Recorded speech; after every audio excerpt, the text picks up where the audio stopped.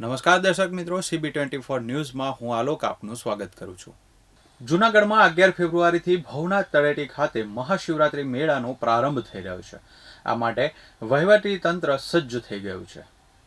જૂનાગઢમાં 11 ફેબ્રુઆરીથી ભવનાથ તળેટી ખાતે મહાશિવરાત્રી મેળાનો પ્રારંભ થઈ રહ્યો છે। આ માટે વહીવટી તંત્ર સજ્જ થઈ ગયું છે। કલેક્ટર અનિલકુમાર રાણાવસિયાએ મેળાની તમામ તૈયારીઓની સમીક્ષા કરી છે। કુલ 20 વિવિધ સમિતિઓની કામગીરીનું નિરીક્ષણ કરવામાં આવ્યું છે। પીવાનું પાણી અને આરોગ્ય સુવિધા યોગ્ય રીતે ઉપલબ્ધ રહે તે માટે ખાસ વ્યવસ્થા કરવામાં આવી છે। ટ્રાફિક નિયમન અને સફાઈ વ્યવસ્થા માટે કડક સૂચનાઓ આપવામાં આવી છે। રવેડી રૂટ અને મુરગીકુંડ શાહી સ્નાન માટે અલગ વ્યવસ્થા ગોઠવાઈ છે, જેથી ભક્તો સરળતાથી દર્શન કરી શકે।